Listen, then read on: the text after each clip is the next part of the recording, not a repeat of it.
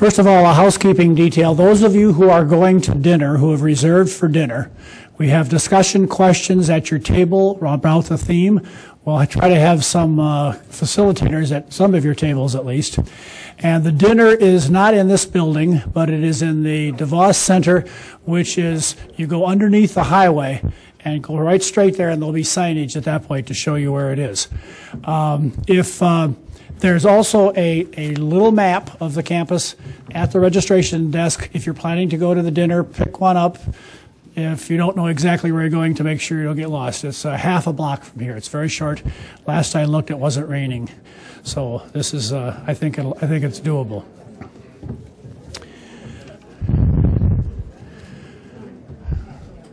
Well, we're ready for our third session.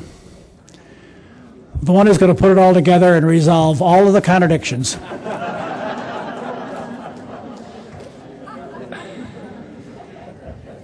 And I want to introduce him first formally, but then I want to say something informally about all of our speakers.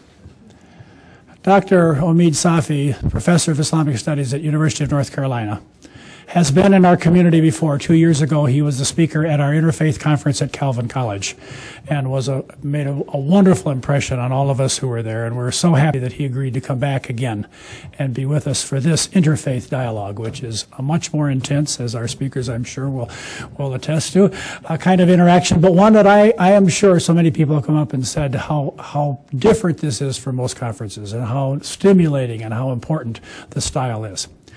So Dr. Safi, professor at University of North Carolina, has written a number of books. His recent one is Memories of Muhammad, Why the Prophet Matters, and is a leading person in the Islamic world in terms of rethinking and relating to other religious traditions.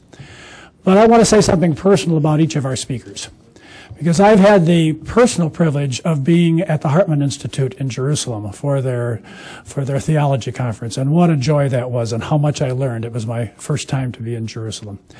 And then Cynthia Campbell was president when I was appointed to the board at McCormick Theological Seminary. Cynthia was the president, so I got to know her in that role, and so I've had that personal contact.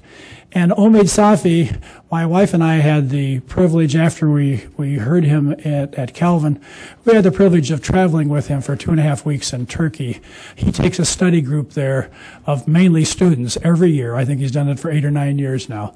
And he let some of us older types tag along. And we had a wonderful time. And I've said this before, and some of you may have heard it, but I told him at the end of that, Omid, when I see the depth of your faith and how important it is and how much it informs who you are, it drives me to a deeper understanding of my own faith. You have made me a better Christian.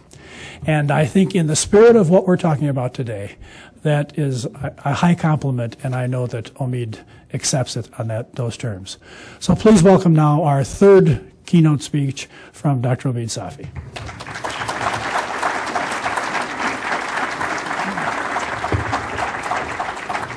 بسم الله الرحمن الرحيم والصلاة والسلام على أشرف المخلوقات والسيد المرسلين. Well, that is awfully kind and generous, and if that's about the only thing in my life that I've been able to take from Gandhi, then I will hold my head up high. As you know, he stated as one of the goals of his life, not to make people be Hindus, but to make the Christians be better Christians, and the Muslims better Muslims, and the Jews better Jews. And to make Doug into a better Christian is harder than you think. It takes a...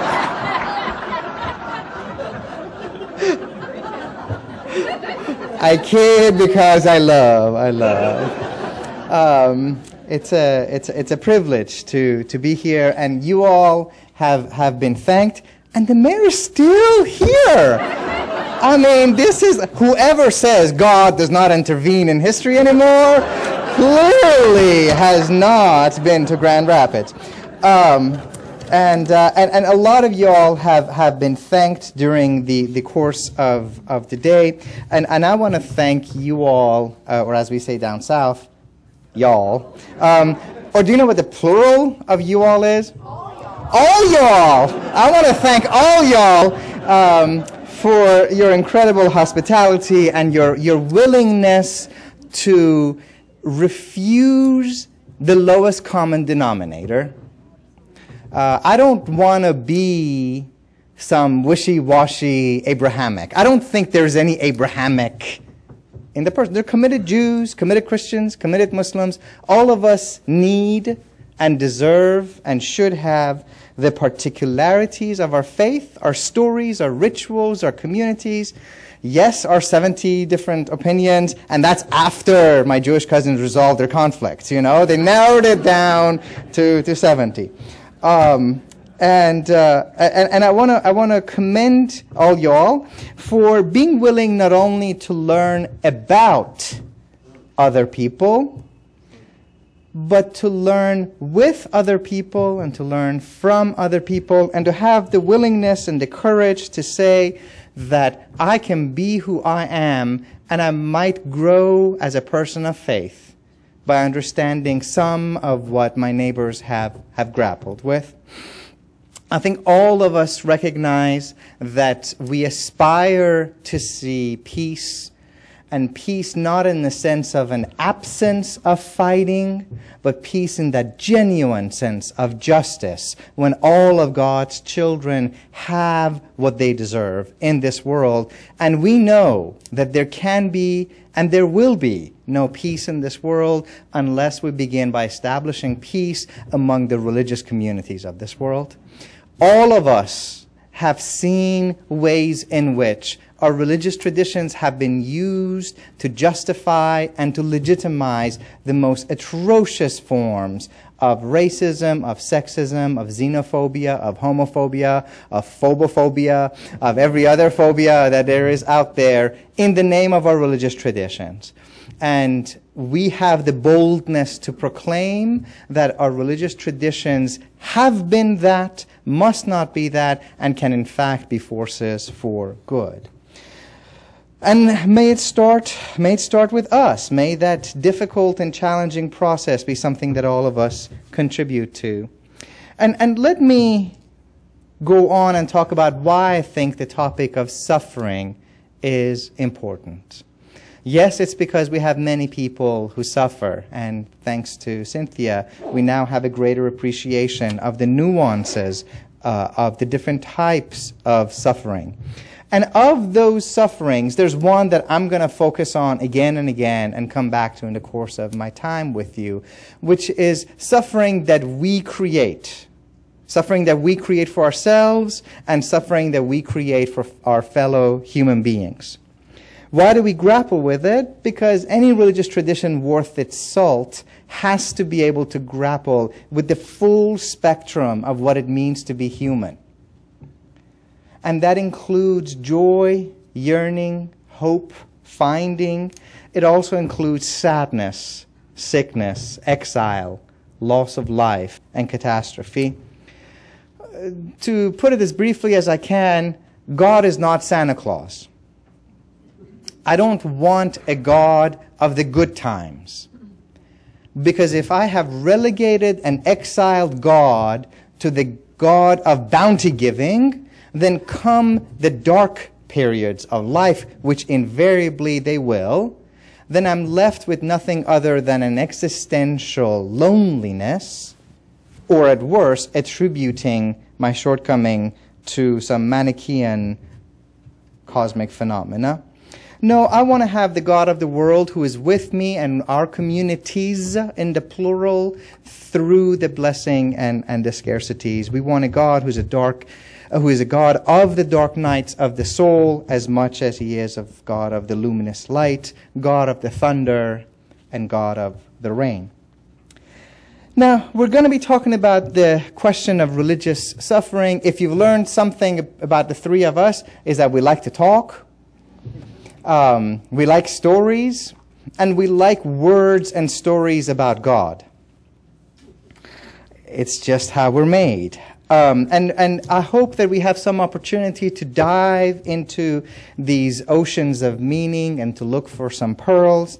But I want to start with that most important admonition, which is the necessity of humility.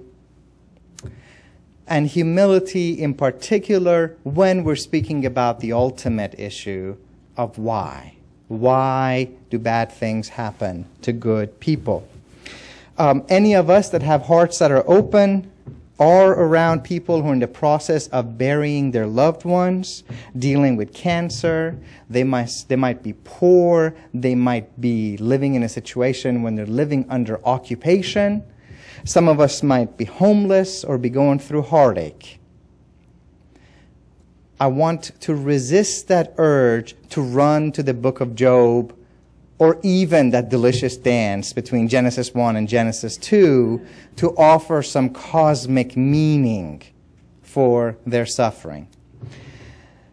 I even want to resist the place that certain wise mystics like C.S. Lewis have ended up in. If any of you haven't seen that fantastic movie Shadowlands, I encourage you to go out and see it. This is his own personal story about how this extraordinary theologian and novelist fell in love with an American Jewish agnostic woman.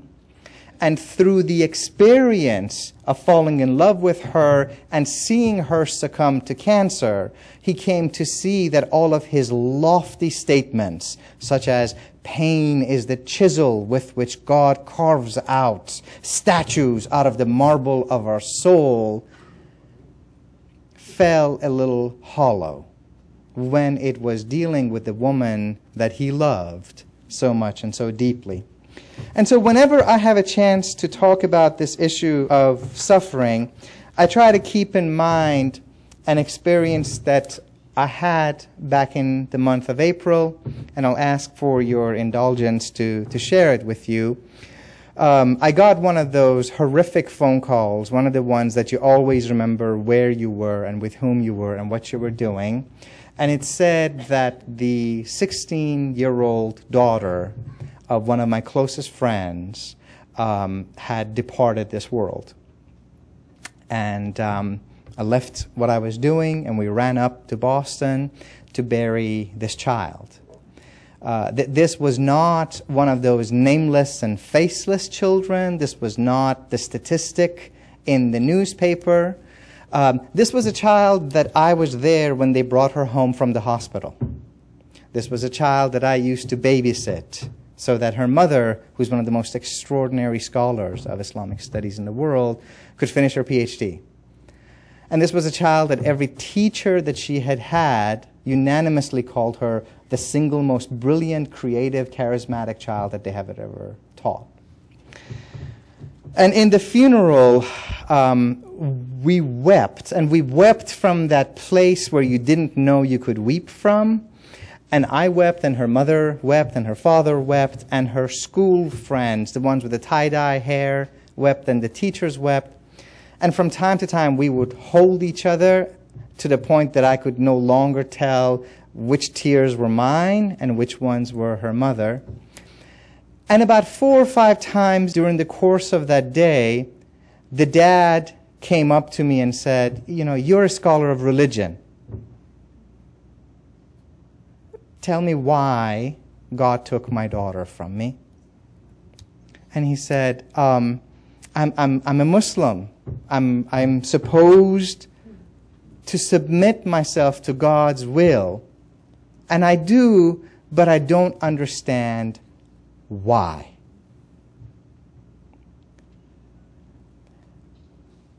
And that question has stayed with me. And I have looked through the depth of my own tradition. I have looked through other religious traditions. And in my connection and bond with Dr. King, I even went and I looked at the eulogy that he gave for the little girls who were killed in the 16th Street Baptist Church. And to be honest with you, it didn't help. None of it helped. And what I was left with was this realization that's not particularly eloquent. And maybe at some point it's not even satisfactory for some, but it feels more true. Which is that maybe we can't answer the why question. Maybe there's some kinds of suffering that defy any notion of an ultimately compassionate and omnipotent God. But whereas we can't answer the why question, maybe our faith does give us a way of figuring out the how. How do we pick up the broken pieces of our lives? How do we make that courageous decision to say, today we're going to begin this new world that none of us ever wanted to see, the new normal, the new after. Not that you ever lose that place in your heart for this child that you have loved so, because there's no maps for it. There's no do-it-yourself guidelines. But we can figure out how together we can fall apart, and together we can hold hands and march down. And maybe if our faith can give us that, rather than some convenient, easy answer from Job or Genesis or the Quran, it would have done quite a lot. Now, I want to talk about suffering, and I want to talk about the reason that suffering is important for me as a Muslim. And the reason for it is actually quite simple. When I read my scripture, I'm interested in the ways in which our lives and God's being mingle. And like my friend Cynthia, I share the discomfort with the idea of intervention. Because how can God intervene when God's already here? And I'm reminded of passages in the Quran where we're told, سَنُرِيهِمْ آيَاتِنَا فِي الْآفَاقِ وَفِي أَنفُسِهِمْ حَتَّى يَتَبَيَّنَ لَهُمْ إِنَّهُ الْحَقِّ. God says, we're going to show you our signs in 3 places. These are the places where God is present. The verses of Scripture, the natural cosmos, which is a theater of manifestation of God, وَفِي أَنفُسِهِمْ, inside your own souls. Now, those 3 things, Scripture, nature, and humanity, I often reflect about those because people of my tradition, and rightly so, freak out when, for example, we have certain people with exquisitely bad manners who flush down Qurans down the toilet, or defecate and urinate on the Quran in front of some prisoners, or burn the Quran as the pastor from my home state, Florida, did. And we take this as a great offense and insult, and I think we have every right to. I think if we actually take that Quranic verse seriously, though, it reminds us that there are 2 other places that we should be just as engaged with. And one of them is the environment. The environment is not this thing that we own dominion over, to go back to one of our earlier questions. It is a trust, an amana, that has been given to us and we're going to be held responsible and accountable for. And I oftentimes use the analogy of a child. Children are also an amana, a trust. Just because you have a child doesn't mean that you get to use that child as a slave. They should do chores, but that's not slavery. That's a difference, right? I try to reason about this with my children. But you don't get to do whatever you want and exploit your children. No, you nourish them, you sustain them, and you hope to watch them become that which they're intended to be. And then the third one, fi anfusahum, inside your own souls. Why do we care about the suffering of humanity? Because God is revealed in humanity. When a human being suffers, what does that say about our capacity to remain silent in the face of that? In other words, there are lots and lots and lots of problems that we have in this world. Hunger, lack of access to health insurance, lack of a clean environment. These are all economic and logistical challenges. For us as people of faith, they're also profoundly serious moral and religious crises. And that's when I want to take the next step in terms of our conversation about suffering. And we started to talk about this in the last session with charity. And I love the translation of not thinking of it as, of sadaqah, as charity, but rather as justice, as restoring to people that which has been theirs all along. And I urge us to think about this emotion, which is, as we say down south, a love suck. It sucks the love out of you. It's a love kill. You know how some things are buzz kill and joy kill? This is a love kill. And the love kill is pity. Pity.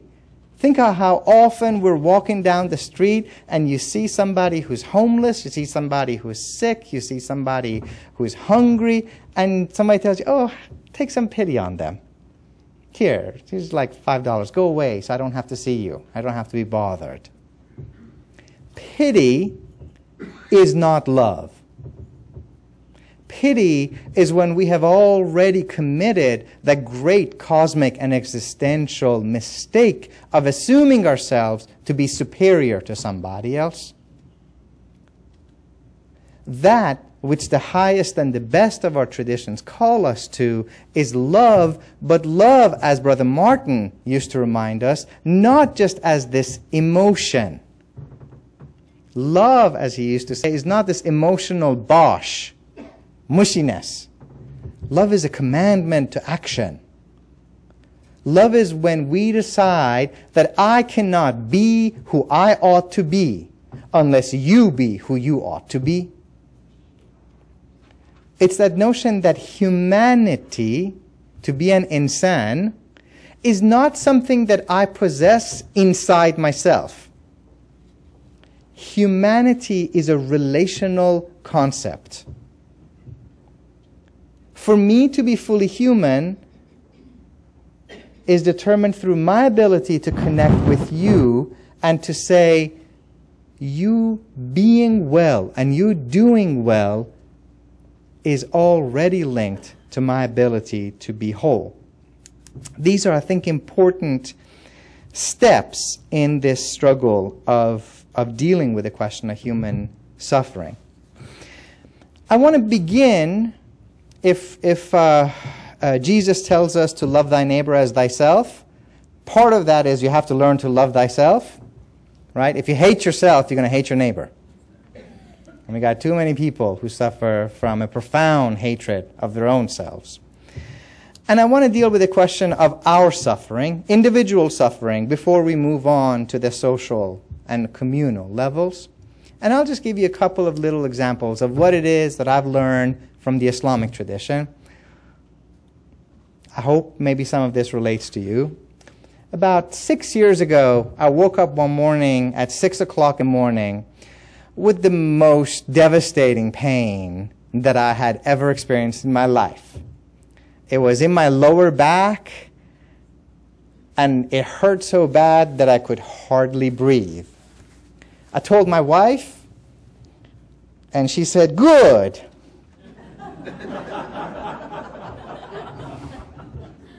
I'm glad you now know what giving birth feels like. She evidently has a little growing to do, as we all do, in terms of sympathy and extension of love. I thought I was dying, and I thought this was the kind of death that truly evil people die from. Turns out I was having kidney stones. If you've had them, you know what they feel like. And I'll spare you the details and how something that was inside me came no longer to be inside me. Except that I will tell you that they measure these suckers in millimeters. And they're not smooth stones. They got sharp little edges. And in their process for you to give birth to them, they turn and they cut, and they turn and they cut until it's out of you. I had never known suffering like that before. And it takes a good while to get over it. Here's the good part. A few days after it was all over, I went to the potty, as we say. We have children, so we don't go to the bathroom, we just go potty. And I went to the bathroom and tried to go pee. And the pee came out in gushing abundance. And it didn't hurt. And I said out loud, Alhamdulillah, praise be to God. I can pee without hurting. For about a week after that, every time I would go to the bathroom, if I could pee, I would say, Alhamdulillah, praise be to God, look at me pee. I tried to invite my wife as an audience. I was like, honey, come, look at me pee. And she just shakes her head and goes, what have I married? And walks out. There was a kind of gratitude. There was a kind of gratitude for about a week. That's about all it lasted for. Where for this most basic of human experiences, I was absolutely grateful to the Lord of the whole cosmos. After about a week, I lost that sense of gratitude. It just became something very ordinary. Oh, I need to go pee, psh, done, come out. Our Muslim friends tell us this is part of our human nature. This isn't all that we are. We don't use the language of original sin and what have you. But they say we have a tendency towards original forgetfulness. We forget who we're intended to be. It's called ghifla. It's you forget who you are.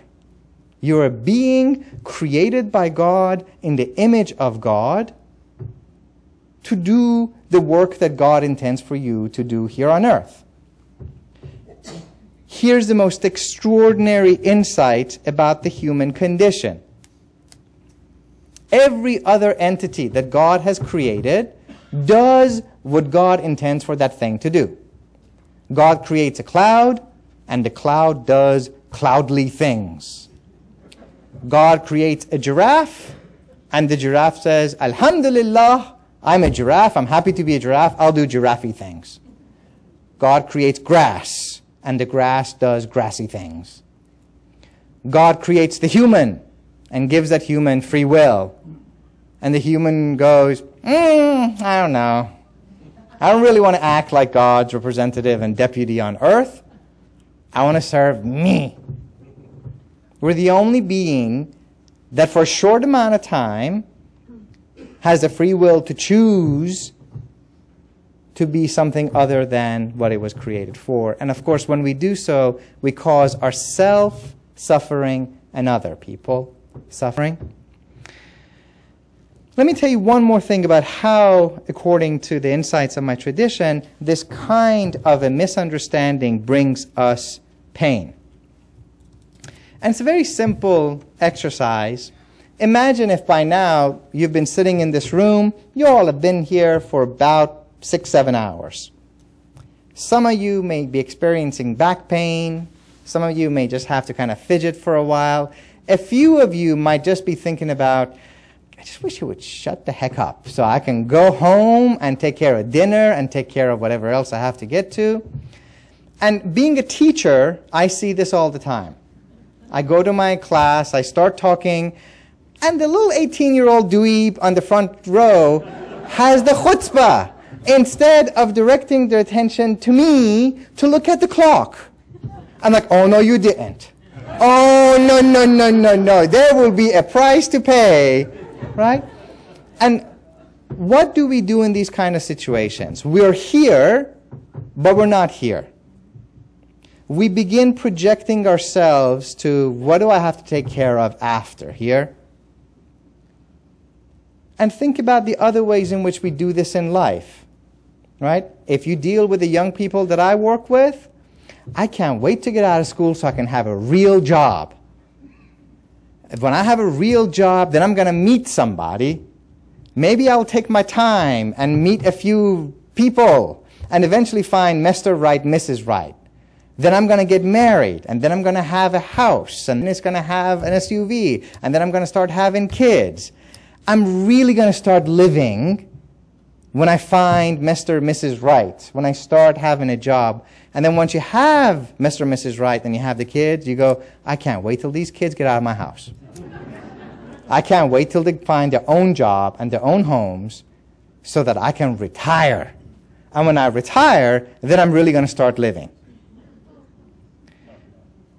And this is one of the great illusions and delusions of our spiritual life. It's this myth that we're not really alive right now, that our life's going to start somewhere down the road. And I would say for some of us religious people, the sense that you're not really alive now, your life's going to start in the hereafter.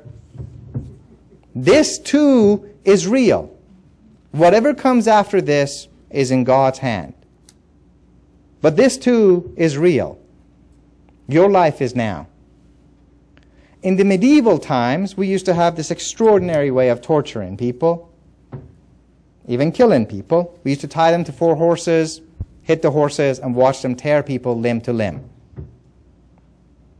Nowadays, we're just a lot more clever. We do it to ourselves psychologically. We project ourselves to the 4 corners of time and space, being everywhere except where we are. So what does this tradition say? If you don't want to suffer, follow this simple advice. Have your heart be where your feet are. Look at what your feet are. That's where your heart should be. And when your feet take you out of this room, that's where your heart should be then. Right? And yet we miss out on this opportunity and on this kind of an insight. This experience of suffering can, in some ways, also be spiritually a rejuvenating experience. Can. One of the ways that for Muslims this works is to say, God's not Santa Claus, and I'm here to be with God. Whatever comes from God. If it's kindness, if it's a test and tribulation, if it's wrath, as long as it's from God, I will receive it. And you have stories after stories where people talk about this in this world and in the next world. Where you have a great woman, Saint Rabia, who runs through the middle of the city with a lit torch in one hand and a bucket of water in the other hand. And, kind of a contradictory image right there. And they say, Rabia, what are you doing? And she says, well, with this lit torch, I'm going to burn down paradise. And with this bucket of water, I'm going to quench the fires of hell, so that people have no reason left to worship God other than God. And you think about how many of us are in this to gain God's favor, either for us individually or for us communally, right? The great Muslim mystic Attar tells a great story that in the hereafter, God collects all of the members of humanity that have ever lived, their judgment, and he says, who here wishes to be spared hellfire? 99% of people raised their hand. And the loving and merciful Lord of the world says, it is yours. You are all spared from hellfire. So they leave. There's that group that's left, and God looks at him and says, which one of you wishes to attain to the loftiest and most luminous paradise? 99% of those raise their hands. And God says, that most luminous and lofty paradise is yours. And they all leave. And then there's just that handful of people who are left. And this time the voice of God comes thundering at them. I offered you salvation from hellfire. I offered you my most luminous paradise. What are you waiting for? And those handful of people say, we didn't come here for the hellfire. We didn't come here for paradise. We came for you.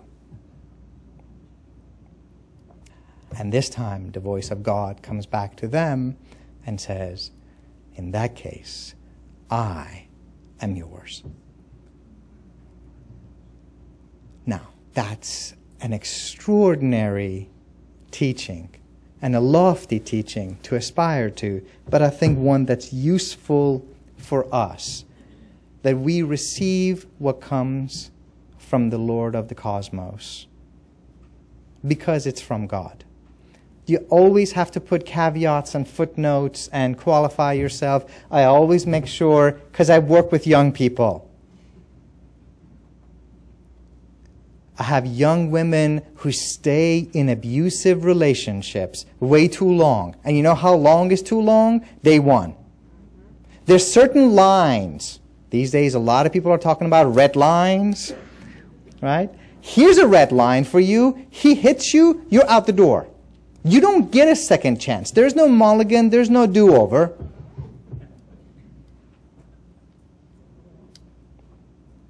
Right? We're not talking about that.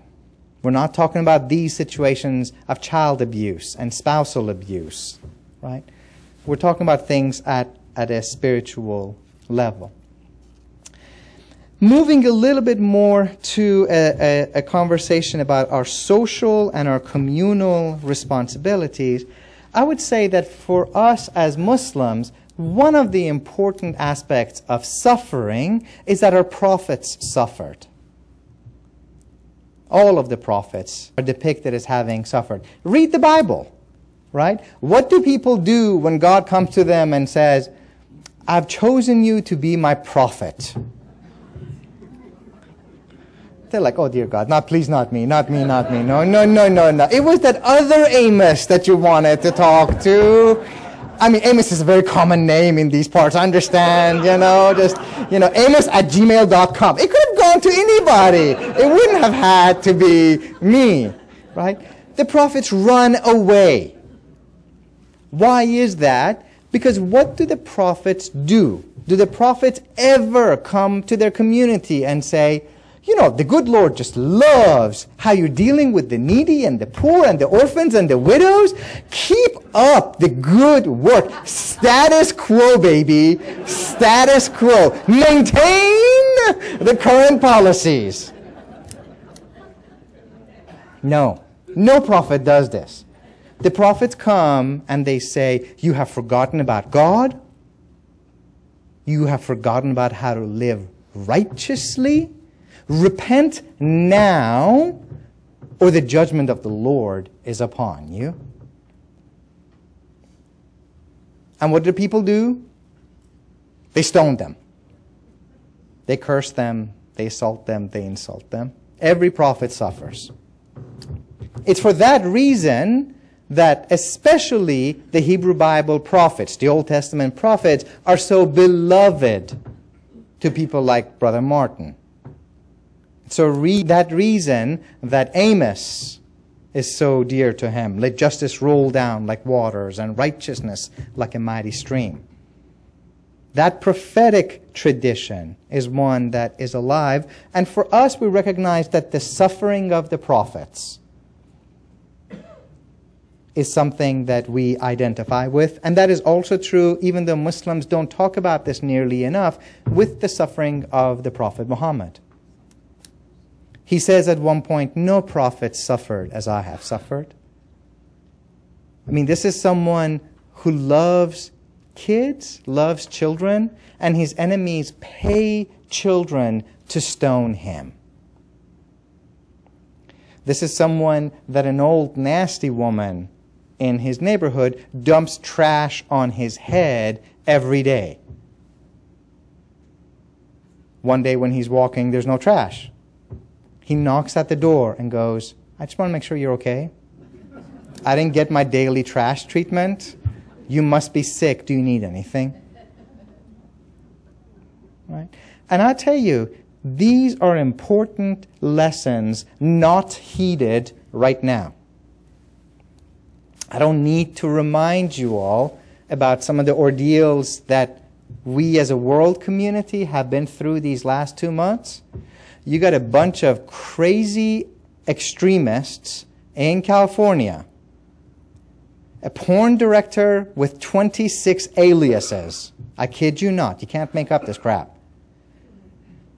Producing a really, really, really, with all due respect to shit, a really shitty film. At least you can grow stuff from shit.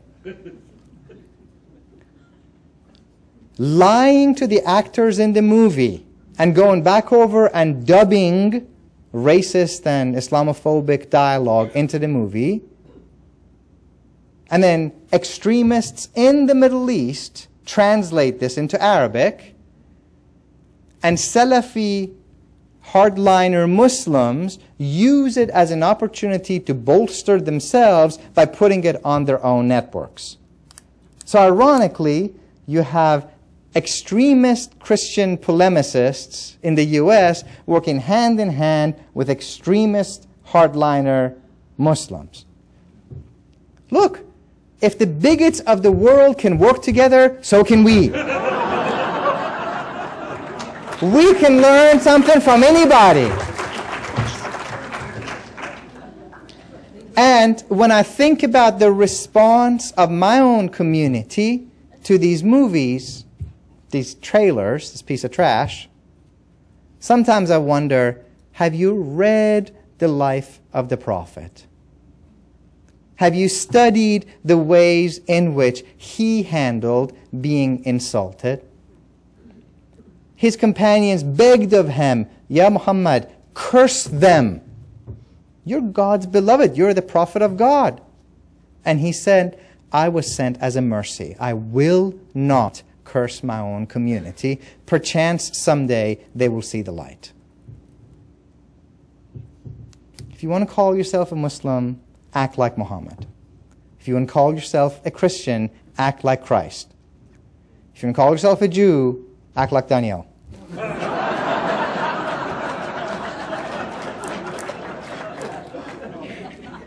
Right? There's a reason why we have exemplars. Look, God doesn't take the Quran and UPS it to you. Here's one place where I think my Protestant friends and some of my Muslim friends are wrong. God doesn't just reveal himself in Scripture. You also get to have these exemplars, these saintly beings that live out the true meaning of our creeds. And one of the things that we know from the life of the prophet is that he tells us that God says, "Ana indal munkasir al-qulub." I am with those whose hearts are broken. Look, here's one of the mysteries. God loves everybody because God makes everybody. And then God says, I'm partial. I'm not neutral in this struggle. Who am I partial to? I'm partial towards the outcast. I'm partial towards the orphans. I'm partial towards the needy. I'm partial towards the sick. I'm partial towards the widows, the graduate students. You know, the downtrodden of society. And then you can go through the Hebrew Bible, you can go through the New Testament, you can go through the Quran, you'll find virtually that same list. The poor, the orphan, the needy. Why do I think this is important? Because we got way too many churches and mosques and synagogues that are preaching this gospel of prosperity nonsense that we heard. God wants you to be rich. God wants you to be successful. Well, if God wants you to be rich, then what does God want with the poor people who are starving?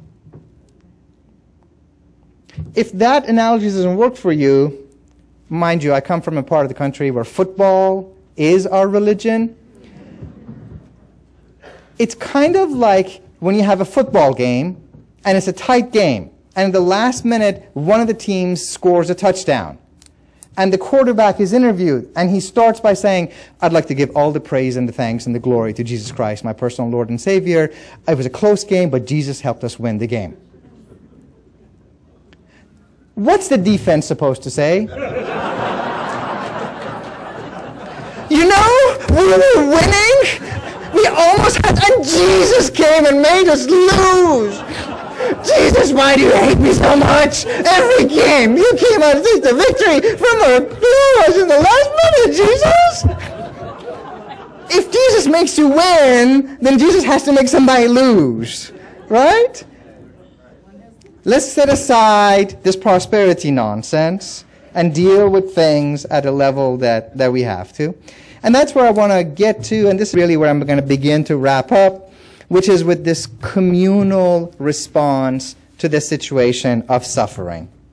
And you've heard a Christian version of it, and I think in a different way you've heard a Jewish version of it, and here's the Muslim take on the same thing. It's simply the radical and the bold assertion that the suffering here is linked with the suffering there. And they're linked because our humanity is linked. We are living in extraordinary times.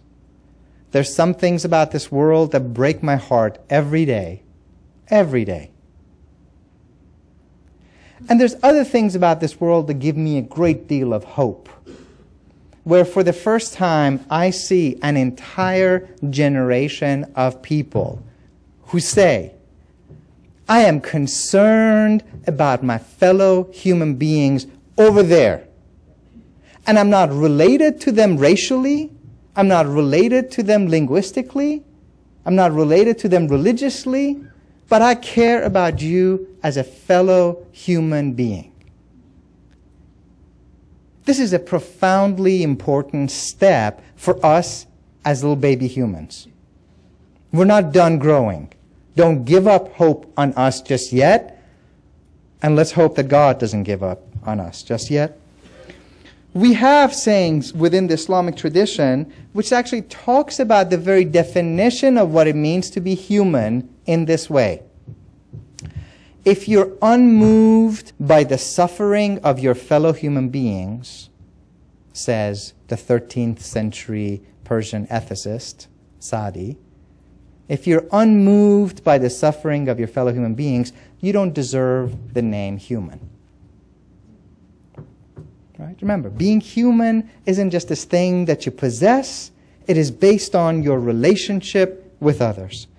And all that this ethicist is doing is paraphrasing a saying of the Prophet Muhammad, where the Prophet says, the parable of the faithful in their mutual love and mercy is like a living body.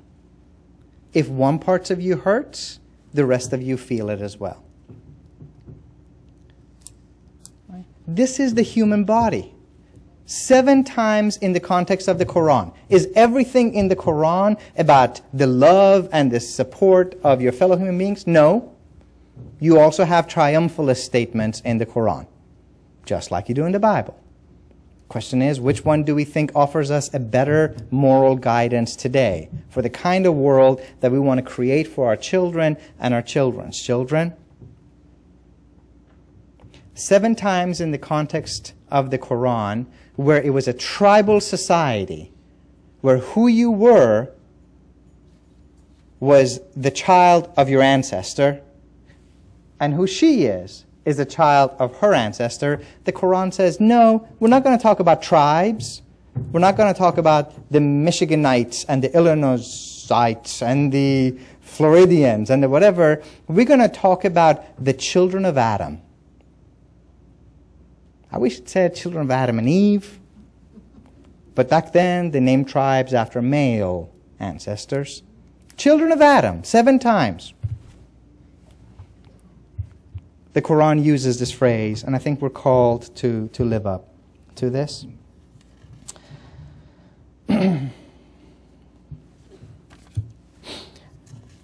let me say also that I see this kind of a perspective as something that brings all of us together from our different religious backgrounds and our different faith traditions. I've already told you something that may come as a radical shock, which is that I'm not a Christian, but I read the Bible. And I see Jesus Christ tell us, the Gospel according to St. Matthew's, chapter 25. That which you do to the least of these, you do unto me. The least of these. There is such a thing as justice. And if you want to get the measure of a society's spiritual health, take a look at how the neediest in that society are treated. By that measure, we in America, we're not doing so well. Look, we are the richest nation that has ever existed on this planet. No other society has ever had so much. But according to the Urban League, half of us are going to experience poverty at some point in our life. Half of us. We got tens of millions of people that in a few months may not have health insurance. We got millions of people who have given up looking for jobs, and we're supposed to rejoice that now only 7.8% of us are unemployed. Let me remind you of what Brother Martin told us. This is the Martin that we don't want to hear. As I was reminding some friends at Alma College right up the road, we all love Dr. King of I Have a Dream speech. Right? How many of you have heard or listened to parts of the Washington, D.C. March, 1963, I Have a Dream speech? Let me show our hands. Right? Now, how many of you have read or listened to Martin's Riverside Church speech, April 4th, 1967? Like 10. This is not an accident. This is a pattern that I see as I travel through this beautiful country again and again and again. Why? Because the 1963 Martin is talking about racial justice. And who could be against that? Well, I can tell you who, but let's not go there. What does the 1967 Martin tell you? He tells you a nation that spends more on military spending than it does on programs of social uplift is approaching, and his word, not mine, spiritual death.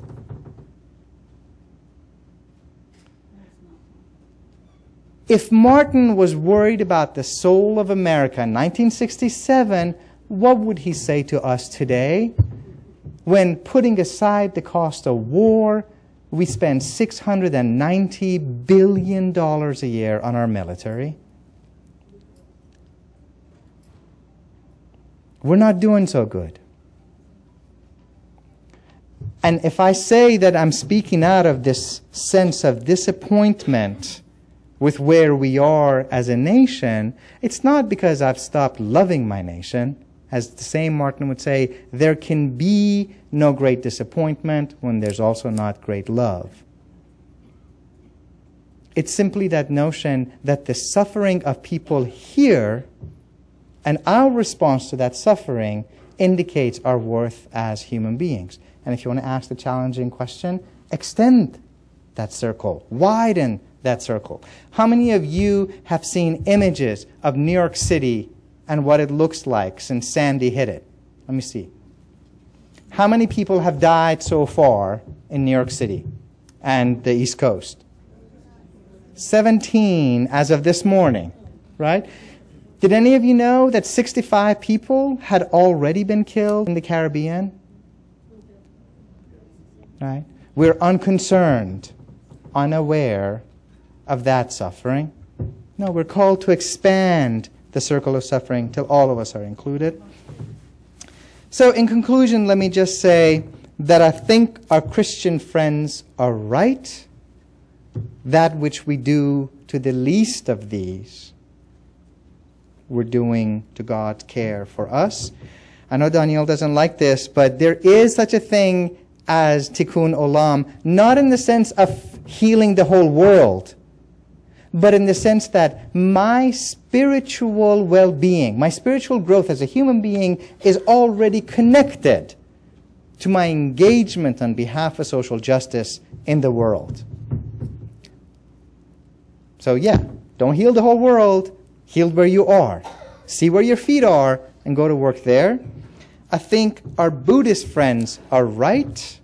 One of the great parables of the Buddha is if you see somebody who's laying there with a poison arrow in them, don't sit there arguing about the caste of the victim and the caste of the shooter and what kind of tree was used to create the arrow.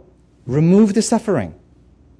Immediate, unmediated, direct intervention.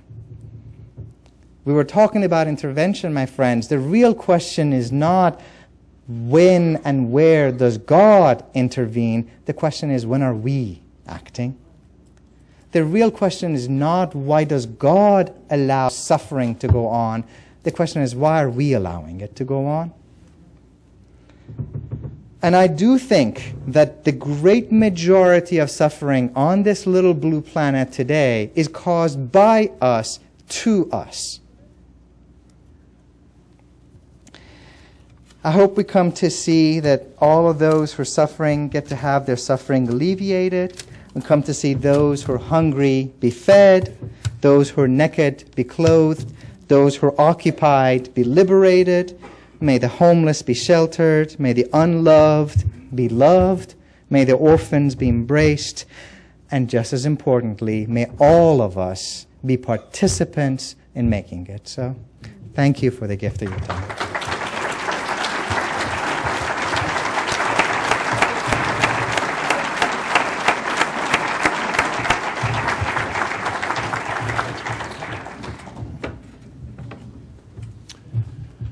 Thank you very much, Omid. We really appreciate what you had to say. Let's take another stand-up break and stretch a little bit, and then we'll have our wrap-up responses and questions.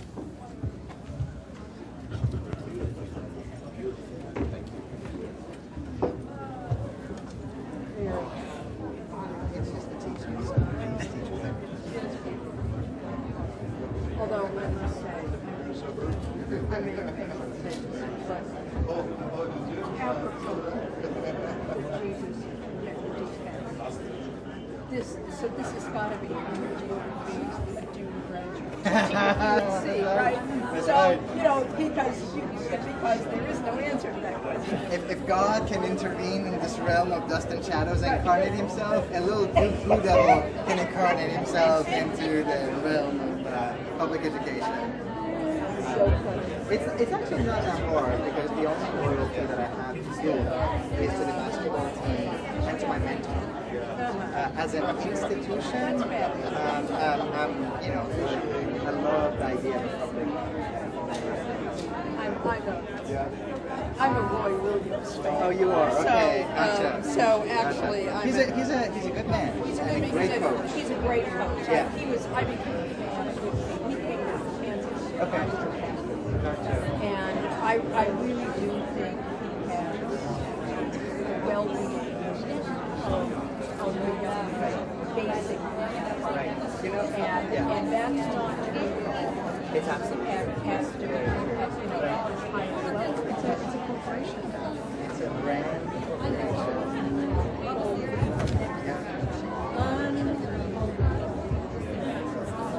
Speaking Who's taking the book? I'm sure you know this. In the state of North Carolina, at the same time that they cut our university budget, the two highest paid student leaders from China. You know, something's not right. Something's not right. Well, I used to say when I was a pastor in Kansas, if I had parishioners who gave to the church what they gave to the English programs,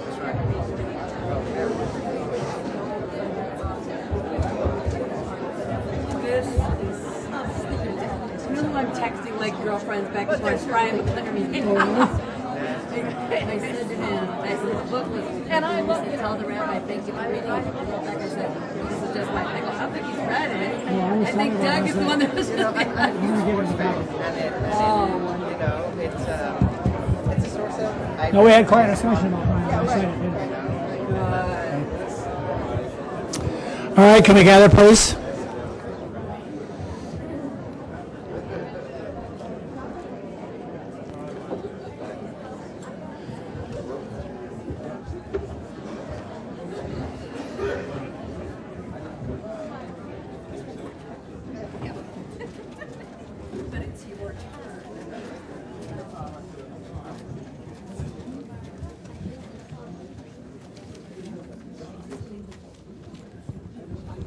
Thank you very much, Omid. And now we continue with our responses from Daniil and Cynthia, and then your questions and answers.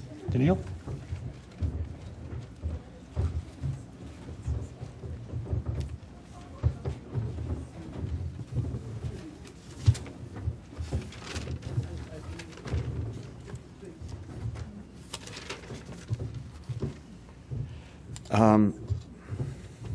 I'd like to start again, and even though protocol requires that we are all sweet and nice to each other, I really feel sweet and nice towards you. All protocol aside, it is true. It's really it's really a gift to be here and to have a chance to listen to you and to your teaching. And to hope that we get many more opportunities for such learning and for such teaching. We didn't plan it this way, and the order of the conversation went in the order of the Abrahamic faiths. But your ending could not have been a more apt ending to our conversation. Because the essence of your challenge to us is to go beyond that which we stop at every time we're talking about suffering. And to, in many ways, move suffering away from theology to ethics, still founded on theology. But it's to move it beyond the theological question, because there it stops. It just stops there. And then traditions which so aspire, and God who so aspires to create of us more, becomes that which gets us stuck in another place. And thank you for that. And I want to just expand again on what I feel I learned from you. And these are, you have to realize, when I listen to a Christian, I listen as a Jew, and what it reminds me of within my tradition, and what I want to not only just remember, but pay greater attention to.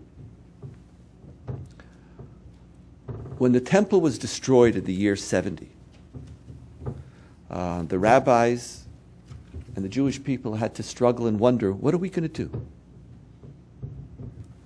Half of biblical law, or more than half, pertains to temple worship. And it was the symbol of our relationship to God. And our temple is destroyed. What do you do at that moment? Now, some will say to you, when your temple is destroyed, convert. Something along the lines of get the message. But our tradition started a very interesting direction, which is so much in the spirit of your teaching today. And which, again, all of us, and we Jews in particular, need to constantly hear. our tradition started to ask, if our temple was destroyed, what did we do to cause it? Not in the sense of what it is that we have to be guilty about, but what is it that we have to change? Now, our tradition, why was the temple destroyed? Because the Romans were stronger than us, and we dared to be the mouse that roars. And we were silly. And we fell in love with the arrogance of our power. And we thought that the might of our hand is sufficient. And we roared. And the Romans laughed. That's why the temple was destroyed. But the Jewish tradition teaches us our temple was destroyed because of senseless hatred. It had nothing to do with the Romans. Nothing to do with them. It had to do with the type of society you created. Another tradition asks, why was the temple destroyed? Because you didn't go beyond the requirement of the law. So the rabbis say, because you didn't fulfill, I gave you the punchline, I'm sorry. Because you, erase, back. Do over. Because you didn't follow Jewish law. So the rabbis ask, 1 second, the first temple was destroyed. Okay, I'm sorry. Hi. They say that the temple was destroyed because you followed Jewish law. So the rabbis ask, 1 second. This is an ultimate Jewish guilt trip. The first temple was destroyed because you didn't follow Jewish law. The second temple was destroyed because you followed Jewish law. What are we supposed to do? And they say, no, the temple was destroyed because we only followed the law and didn't go beyond the requirement of the law. The rabbis who write the book asks, why was the temple destroyed? And they proceed to talk about how they, as religious leaders, failed to respond to injustice and to the challenges of their time. Now, this is the dance, and that's why I liked so much that you said it so clearly without equivocating. Because when you equivocate too much, you can't say it. It's because it's always yes, but, and you say it, and you can't really say it at the end because you've sort of footnoted it around and made yourself safe from the question that's going to come. There is no doubt that when you look at suffering as an opportunity to growth, right at the underbelly is the potential for someone to say you sin. It's right there. But can you say that suffering is an opportunity for growth without the notion of guilt? Or with the notion of guilt, which is a healthy notion of guilt. And as you speak about that, we are not fully human. We haven't fulfilled all that we need to fulfill. How do we do that dance? How do we do a dance in which we don't tell somebody why they suffered, but we take ownership over what we can learn over why we suffered? And whether you put God in the story or whether you don't put God in the story is not the point. The fundamental question is, what are you going to do about it? And one of the things that I love and I'm inspired by as a Jew is not the teaching of God, but is the living reality of my people.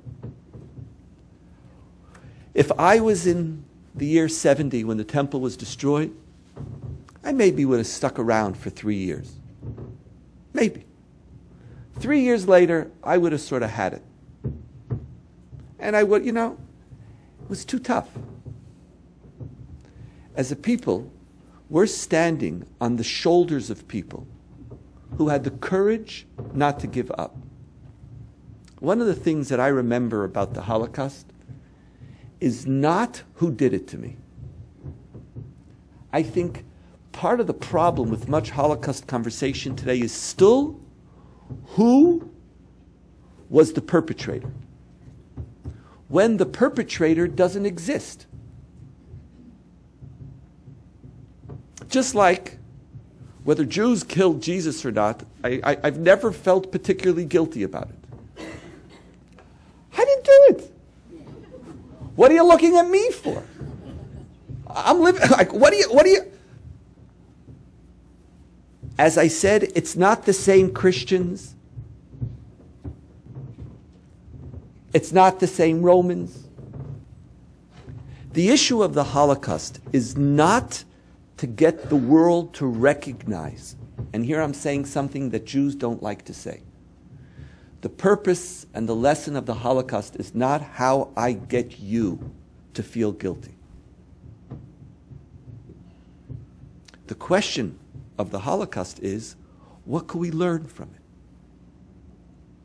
And the first thing I want to learn is not that other people could be evil. I want to learn that too. But one of the things that I want to learn is about a little Jew who got up and left Auschwitz after his wife and all his children were killed and got married and had new children. People who walk out of death camps and say, I'm going to live. And I'm going to have new children.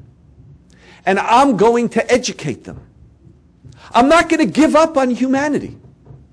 I'm not going to give up on the human story. Very often I say, if I would have gone through the Holocaust, I would have moved to the North Pole, maybe the South Pole.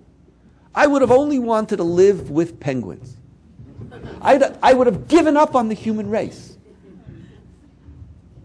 But how do you look at the greatest suffering and don't make it into your inheritance, which then becomes a source for negotiation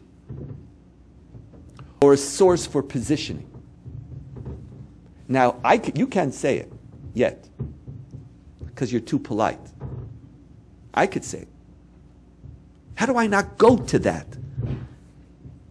And all I ask myself is, if I truly want to remember, what is it that I do with it, and whether that memory is making me a better human being? Not whether that memory is a vehicle for you to become a better human being.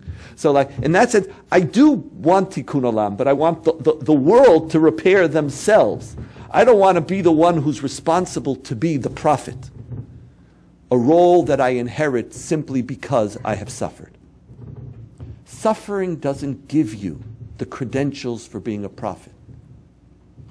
Suffering gives you the responsibility to ask yourself, regardless of why it happened and whether I know or don't know, it's not that I bracket the question. I don't want to live in that question. It's not that I live without an answer, like Job is challenged to. When God says to Job, who are you who speaks without counsel? Gird your loins like a man.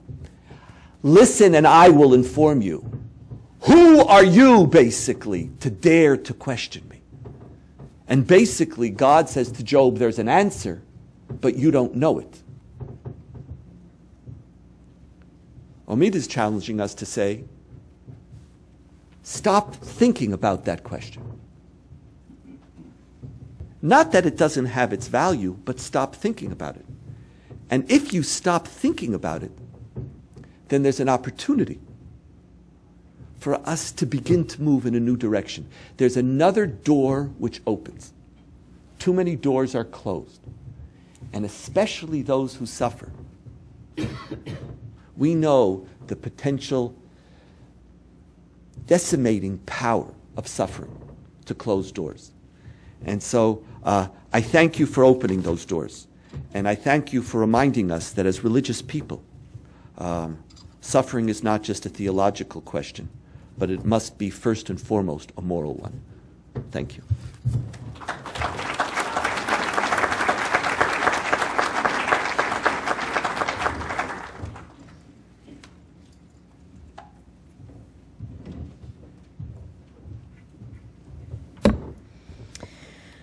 Thanks to you both. Omid,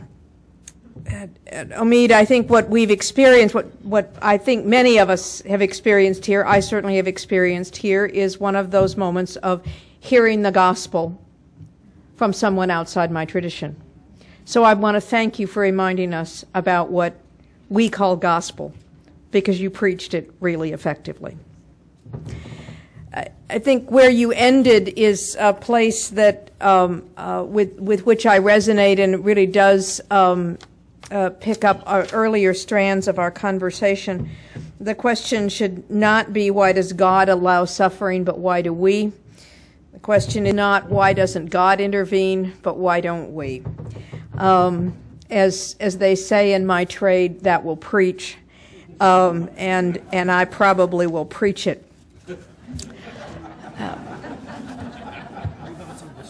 But yeah, right.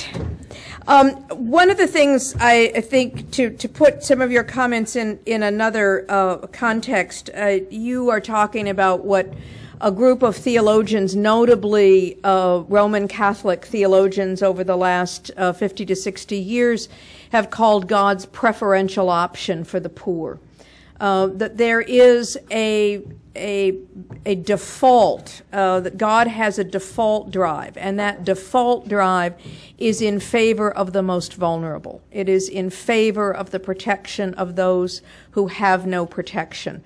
Why is the widow, the orphan, the stranger, the alien, the immigrant, and parenthetically, there's a wonderful new translation of the Bible, the Common English Bible that's out, that uniformly translates alien, stranger as immigrant, which is it just makes you hear those phrases from Leviticus and other parts of the law in an interesting way.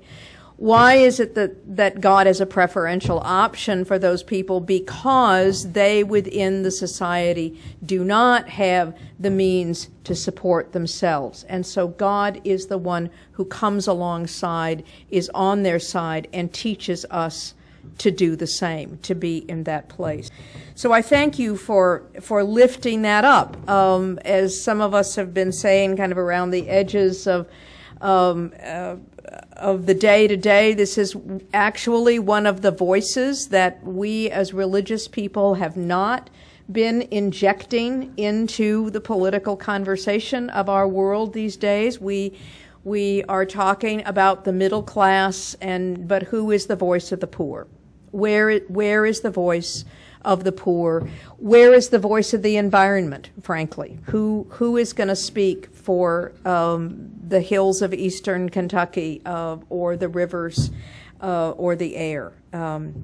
That you called us again to lift that up and to understand that is deeply in God's heart. One other comment that I feel moved to make a connection when you were talking about the forgetfulness, original forgetfulness. That's another phrase I think I'm going to carry, that we've forgotten who it is we were intended to be. Thomas Merton has a simply wonderful section in one of his essays in New Seeds of Contemplation. Merton says, "A tree gives glory to God by being a tree. All it has to do to glorify God is be a tree. Human beings have both the challenge and the opportunity and actually the obligation to give glory to God by choosing to become the person we are intended to be. It is not inevitable. It is a matter of choice. It requires something of us to become that which God has intended.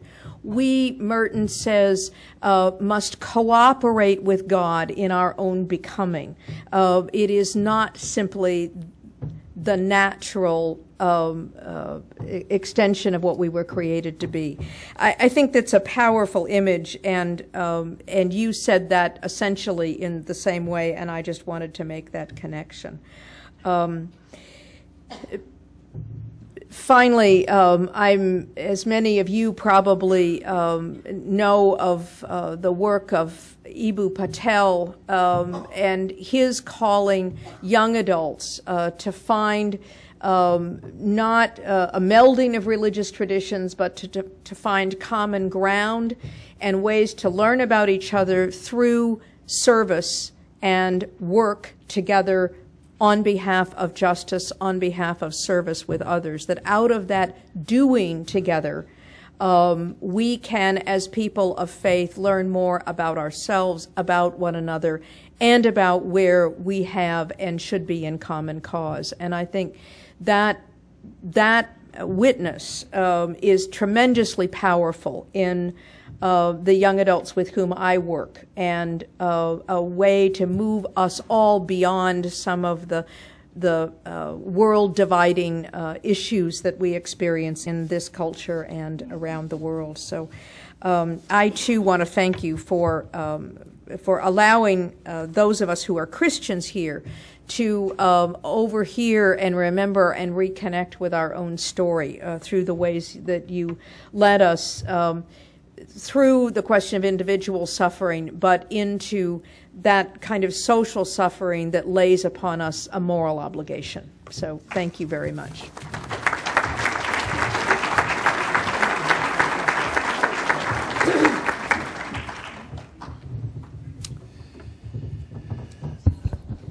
We now take time for questions.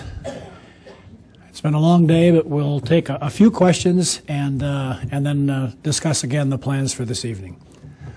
Please. Is this on? Okay. So a lot of the suffering that we've been talking about today is physical suffering, but I keep thinking about suffering in the context of Buddhism, which is more kind of an innate and constant suffering within the individual just by being in the human form and being limited to not be able to exist that more enlightened existence.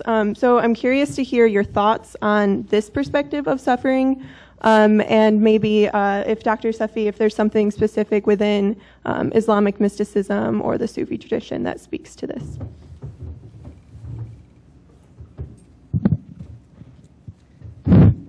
So, again, one of the things that I'm very drawn to is actually the particularity of each of these different traditions. And the tradition that I was going to say I come from, but I should say I try to come from, and I try to end up at, is one that places an extraordinary amount of emphasis on love. Love as not an emotion, as we said, but rather as something alchemical, something that transforms and cooks you and makes you into more luminous versions of who you are, and ironically, of who you're trying to become and who you've been all along, but you just haven't been acting like it. And in my conversations with Buddhist friends over the years, and it sounds really different if you're talking to Theravadan Buddhists and if you're talking with His Holiness, the Dalai Lama, there is at times a preference that's given not to the language of love, because love can be too pointed, too connected, too clingy. And remember that the word that they use for dukkha, for suffering, it actually really means, clinging pain. They prefer to use the language of compassion. Compassion which is almost impersonal, to the extent that it is something that emanates from you and shines like sunlight upon people.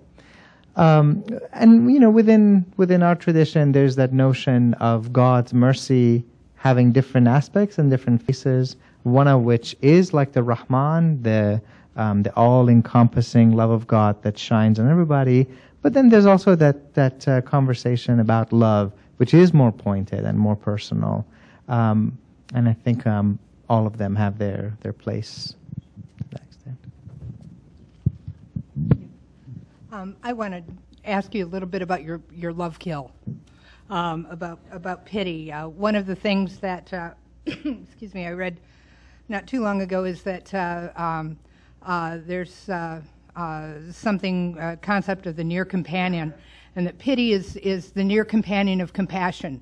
From the outside, pity kind of looks like compassion. It kind of mimics compassion, but it's not really compassion. And when we talk about, or as you did, about the connectedness and that God is revealed in humanity, and that that your well-being is already intimately linked to my ability to be well. And if you can talk a little bit more about how compassion fits into that, if you would. So a lot of this, for me, starts in the theological, but then compels me to move to the realm of action.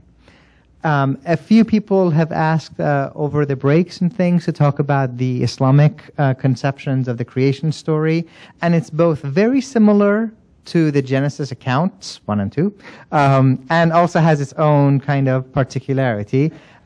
Most strikingly, you have the story of God taking dust and breathing into the dust, وَنَفَخْتُ فِيهِ مِنْ رُوحِي, I breathed into the something of my spirit.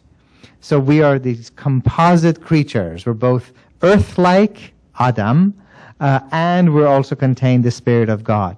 But the part that relates to pity is actually where Satan gets into the picture.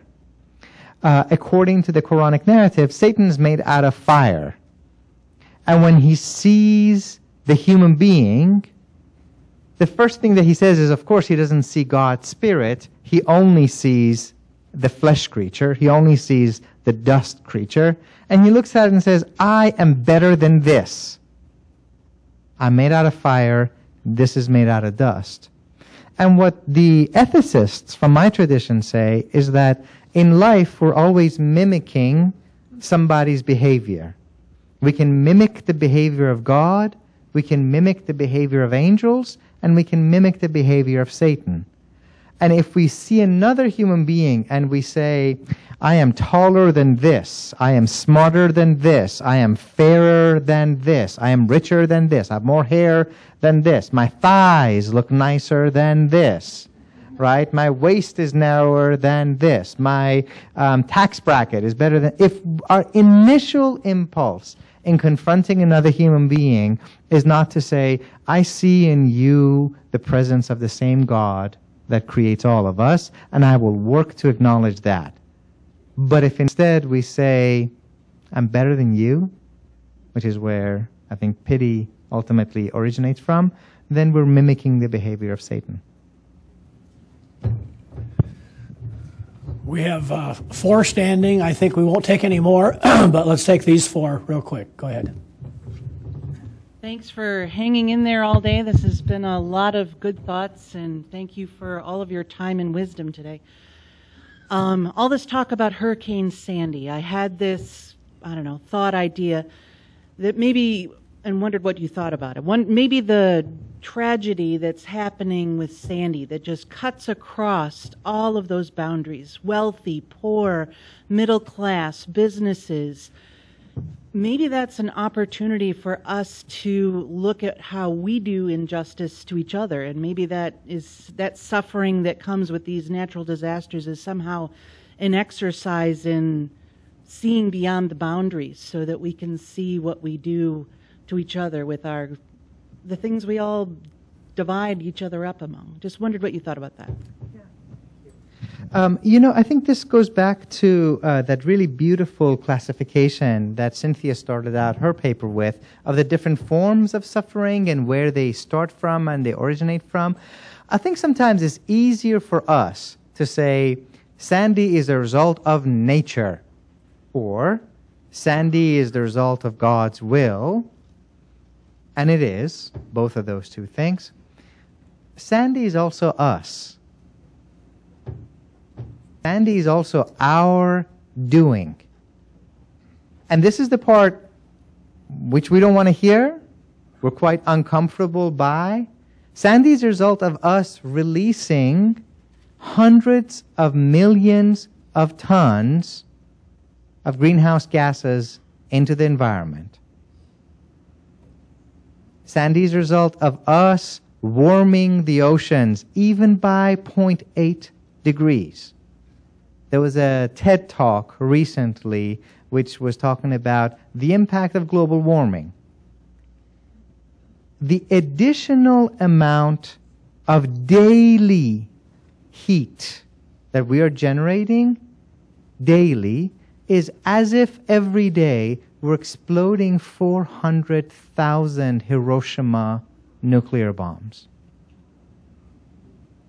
This is us. This is our action that is coming back to have a consequence. And yes, it's affecting all of us. And yes, my sister, who is an OBGYN, is without power and stuck in a hospital. But you know who I'm really worried about? I'm really worried about the homeless. And you know who else we never talk about publicly because they can't vote? I'm worried about the prisoners. I'm worried about the prisoners who are laying in a low-lying area in New York City. And Mayor Bloomberg said, I don't want anybody to worry they won't get out. And my question was, sir, I'm not worried about them getting out. I'm worried about them drowning. It's the people who are frankly non-voters. Why do we not hear about the environment? Because the environment affects all of us. Who did we hear? And you know, I don't, you know, this is on both sides. I have a preference, but it's on both sides. We heard again and again and again and again about coal miners in this election. Why? Because that happens to be in those 7 states that are going to determine this election, right? And so we always got to ask the question, who's not here? Whose voice are we not hearing? And then, as the Bible tells us, and as Islam tells us, and as Dr. King tells us, then we have to become the voice for the voiceless, and we have to speak for the weak. Please. Rabbi Hartman, you stopped the discussion of Judaism with the destruction of the Second Temple and did not explain what the rabbis did to maintain Judaism as the active force that it is. I wonder if you would give us a statement about how the rabbis saw the need to maintain a religion that we have today.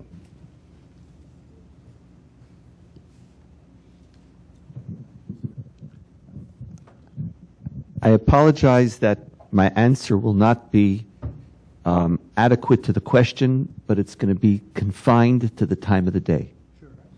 Okay?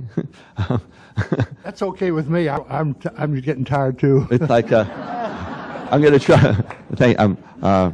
Because it really, I would say to you that what the rabbis ultimately sat down and did is instead of allowing themselves to be victims alone, they asked, how do I both learn from my suffering and then how do I reconstruct a religious life which goes beyond the suffering? In other words, and I think it was you, one of the ways you respond to suffering is by by changing it. And then the act itself, the existence itself, is not only defined as suffering, not only because of what you've learned from it, but what you've done as a result of it. And all of us, we're not the sum total of our successes. You know, if someone asks me, what's a CV? That's a word for, and at least outside of the Midwest, that's the term for your bio. Some people did, your CV is not the sum total. That's why there's something bizarre about a CV. It tells you all the things you achieved, but who we are in life is never about what we've succeeded. It's always about the difficulties we've encountered and what we've done with them. And that's really who we are. And I could trace my life to every single difficulty and challenge that I faced and whether I responded this way or that. And I think what the rabbinic tradition and our tradition ultimately did is they said, okay, if we don't have a temple, what do we need to build? And so instead of seeing the destruction of the temple as a perennial suffering, we created an alternate methodologies of worship, and then we didn't even miss it anymore. And today, there's some people who want to rebuild the temple, and it's like, I look at them as like strange. Not just strange because they want to go up on the Temple Mount. That's not the reason why I feel. It's like we've opened up another chapter. You know, it's like, I don't need to go back. We've actually opened up another door. And so part of what the rabbinic tradition did, and part of what I think a living tradition does, is that it constantly encounters life. It tries to change it, but it also listens to it as a framework to opening up new directions. And that's ultimately, our rabbis moved Judaism from being a temple-centered religion to being a home-centered, life-centered, community-centered. We moved away from one single center to multiple centers. And in many ways, the Judaism of the temple-centered is a Judaism that never really worked. never really worked. God spoke and people ignored. It's the minute we moved out of a temple-centered religion to the other that Judaism became the religion of the Jewish people, and that ultimately was the great genius of the rabbis. And thank you for giving me the opportunity to say so. Thank you for your response, Danielle. That was great. Please. Dr. Safi, as I listened to your presentation, I kept wondering about, am I listening through my Christian ears, and that you have used Christian tradition as a way of addressing the issue found in Matthew 25. And I was wondering about the tradition that comes out of Islam, the basic principles that you didn't cite coming out of Islam at that point, nor what can be the conclusion of Ramadan in relationship concern for the poor and for justice. And I thought, did I miss that? Or were you speaking to us from a perspective in which we often separate the sacred and the secular, and for you they are the same? Good question. So, on one hand, I think we are, as our prophet taught us, he said, speak to people in their language. And you might have noticed that I began my presentation with a short little Arabic salutation. Bismillah ar-Rahman ar-Rahim, wa salatu wa salam ala Sayyid al-Mursaleen wa Ashraf al-Makhluqat. I could have gone on for the rest of my talk and spoken in that language.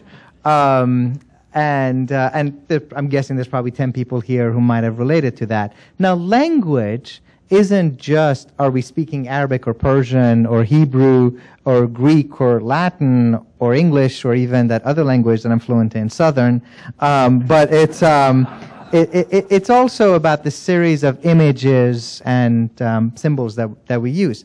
Now, as far as the Christian tradition goes, and the same with the Jewish tradition, there's certain kinds of privilege around this table, and I confess that I'm privileged. I'm privileged by being a Muslim. It's an incredible, extraordinarily rich privilege that I try to deal with it every day. And one of the privileges of being a Muslim is that we are recipients of all the faith traditions that have come before us. As a Muslim, I'm compelled to have faith in the revelation of God through Moses, the revelation of God through Christ, and the revelation of God through the Buddha and through the Indian traditions and the Native American traditions and so on. So if I'm comfortable citing from these prophets, it's because I see the same God and the same light at work in these traditions. That's one.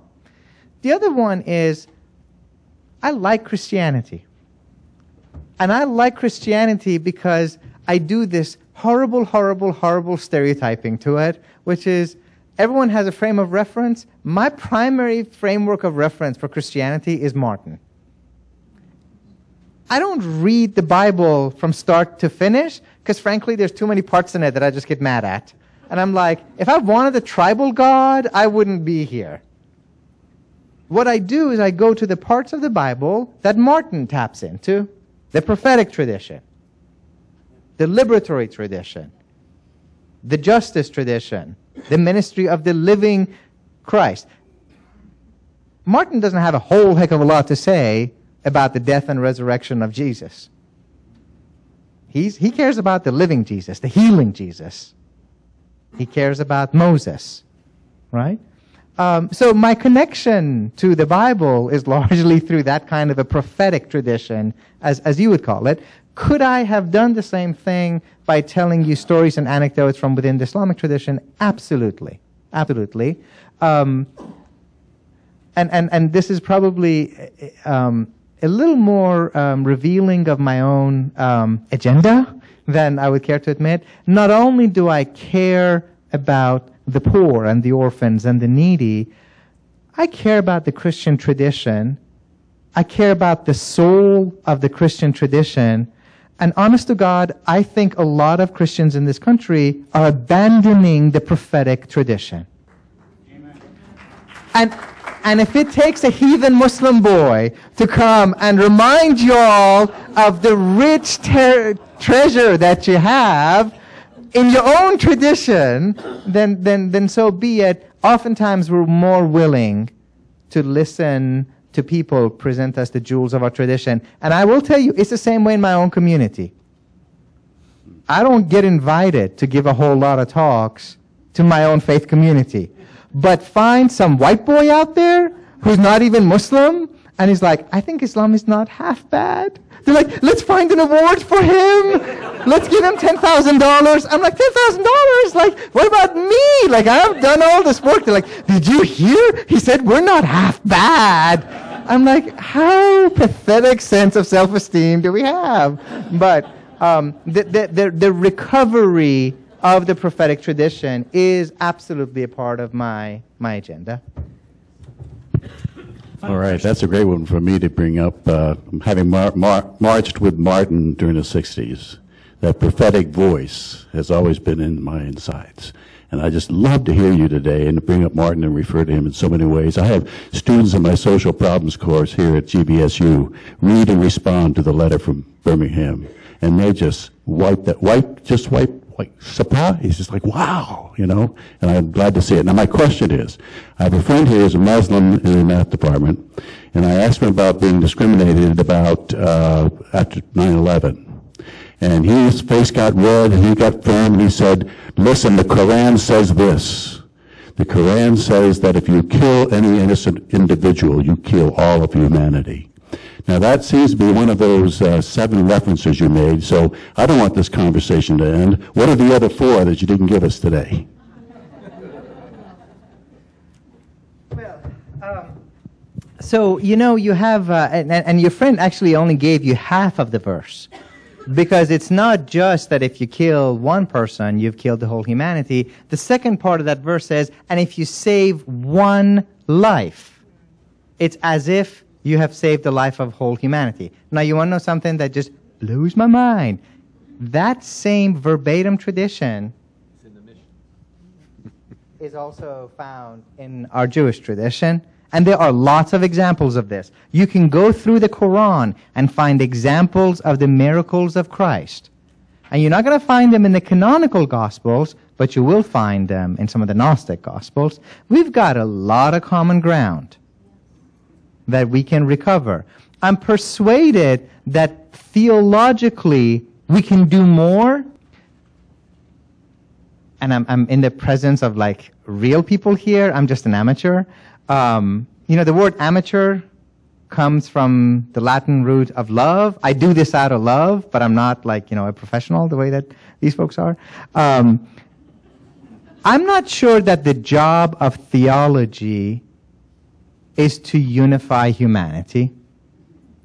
Theology is a man-made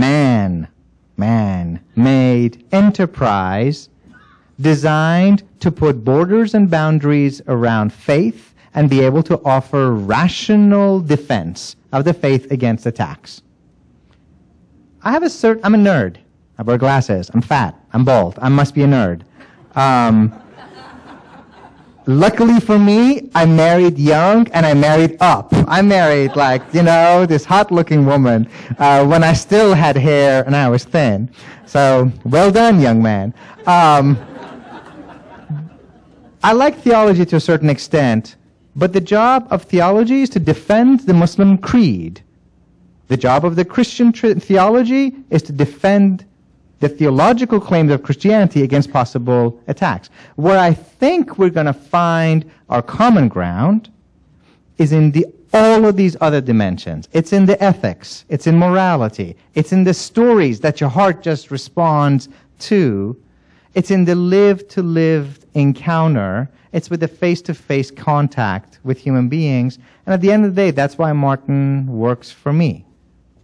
It's not that theologically I went looking for someone to confirm all of my views. It's that I couldn't deny the response that my heart had to him and continues to have to him. Well, what a day.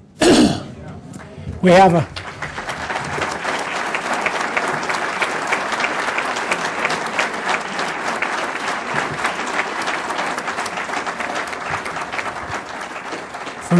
For those of you who are joining us for dinner, there are maps there, just a short walk.